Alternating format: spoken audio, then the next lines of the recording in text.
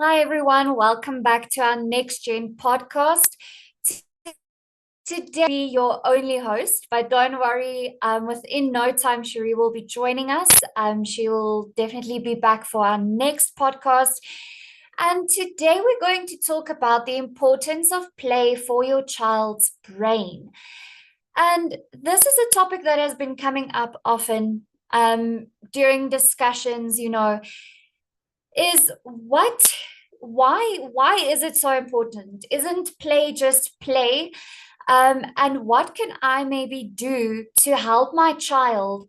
So what can I do to form ordinary tasks, ordinary lessons into a method of play that it is much more enjoyable for my child? And that is what we're going to look at today. So if we can start with the introduction, we can look at what is play exactly. It is child-led. This is very important. Even though you have input into the play, it is very important that you give your child the lead in this play. Sometimes a child will perhaps say, okay, mommy, now you say this, now you say that, or auntie or daddy or whoever. It is important for them to develop that imaginative side of their brain as well as the physical, because depending on the play that you do, there's a lot of times there's physical actions involved. So it's very important that you allow your child to take the lead. It is child-led, it is fun, and it is imaginative or physical. Even if you are we have a little boy at our academy here that just absolutely loves playing soccer. And even though it is, obviously fully physical, there's still so much imaginative play going into that. And it is just amazing for me to see, what he comes up with. So it can have a little bit of both. Play is also a natural way for a child to learn and grow by using their imagination, by being able to play with other people, by being able to play with you as a parent or as a caregiver. Um, you know, it builds neural pathways in the brain that supports the cognitive, the emotional, the social, and the language development of your child. They ask questions, they engage in a conversation, which they might not necessarily engage in on a normal basis. So that is why, just in a nutshell, why it is important. When you play something like a memory game, or something that involves there's a lot of games that involve focus, something like snakes and ladders, you need to focus and you need to pay attention on what side am I going to, what am I doing again. There's planning involved, there's impulse control, because if we play Jenga, I can't necessarily just pull out a piece and everything has to stay standing. I also need to wait my turn. So there's so many ways in which your child's brain can benefit from this type of play. So it is important also to encourage emotional regulation and self-awareness when you are engaging in play with your child. Sometimes children really struggle with the idea of losing, and this is when you work on their emotional regulation, when you help them with that and tell them, you know what, it's okay, we can try again. Don't worry, but I understand that you're feeling sad because you really wanted to win. So in terms of that, you can really encourage your child to work on that emotional regulation. And that is also something that we spoke about in one of our previous podcasts, is to help your child with that emotional regulation. So now through play, there's almost an environment created in which you can help your child with that. Now we're going to look at a couple of different types of play. And why it is important for your child. And maybe this is something that you can, you can basically prompt your child to say, okay, let's maybe look at this today. Do you want to play this today? And even though it's your idea, still focus on putting your child at the steer of things. Okay. So the first one is pretend play. It sparks imagination and abstract thinking. Once again, this is not situations that your child might be in every day. And by involving them in pretend play or taking part in pretend play with them, you are truly igniting that part of their brain to be able to say, okay, well, this is a little bit different, but I kind of like this. That's the abstract part of the thinking. It builds storytelling and language skills. It helps children process real life experiences. So sometimes when, if we look at our first example, they playing doctor, if your child goes to the doctor and it's a really traumatizing time for them, it's important to maybe try and incorporate that into the play. Or sometimes things that bother your child emotionally will come out when you are busy with pretend play. Even if it's not pretend play and it's one of the others, there's often times when you can maybe notice that your child is a little bit more on edge today as they would usually be, maybe playing a bit more aggressively today than they would usually. And that is a cue for you as parent or as caregiver to really take that into account and think of, okay, what could have maybe happened? But most of the time, for girls or boys or whoever, when they are busy with pretend play, busy playing teacher, or, as a family, or playing doctor or anything like that, those concerns and those emotional struggles that they are dealing with will oftentimes come out in that play.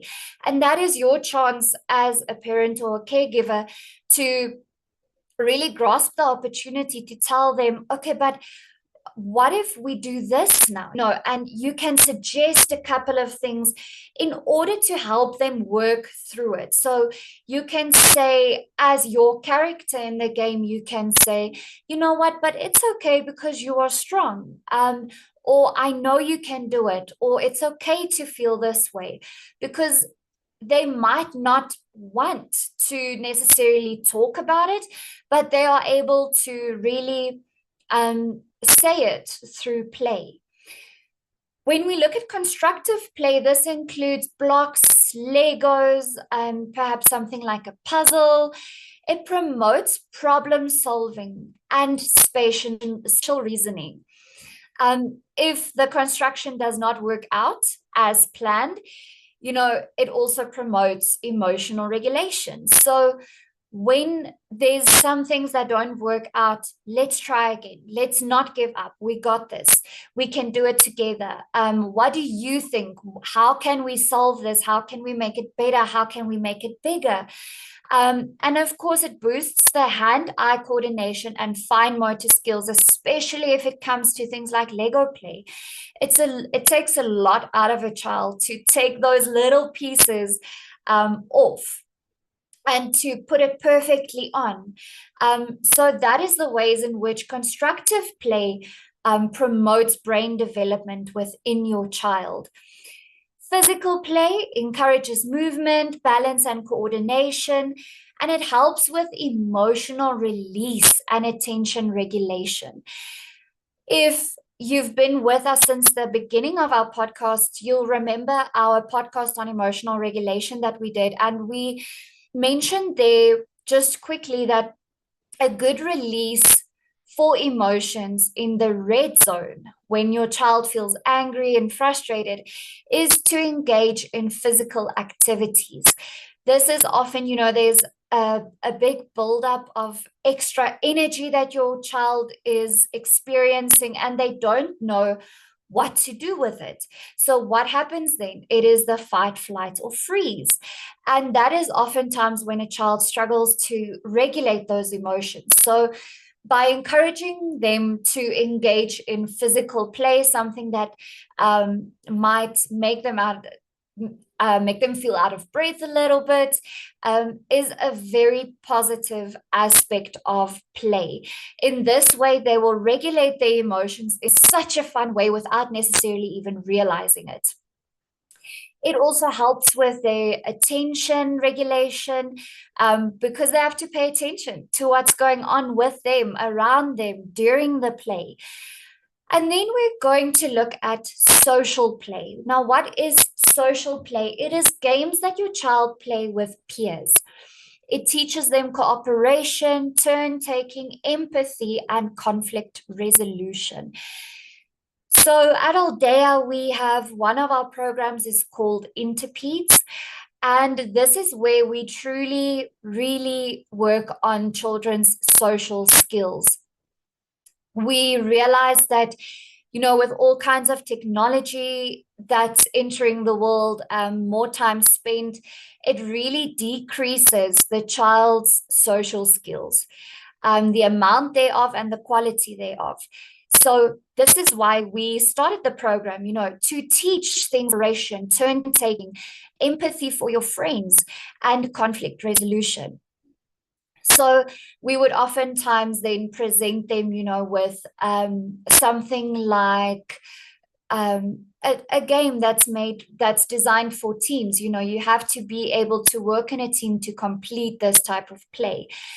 So whether it is building a tower or helping each other get across an obstacle course, or, in terms of turn taking, you can play with the ball now, but next I can play with the ball, just to give a simple example. So this is also something that is really important, because in this day and age, oftentimes a child's interaction with their peers reduces because of all of these other aspects of life, like technology. We're always in a rush. So really taking time to focus on that is a key factor for your child. Now, how can you as parent be involved? Okay, so like we said earlier, the most important part of this is to let your child lead the way. You follow what they are interested in that moment. You join in without taking over. So you follow their directions, you follow their speed, you follow their emotions maybe in that situation. They are the guide, you are just the tourist in the game. And this is very, very, very important.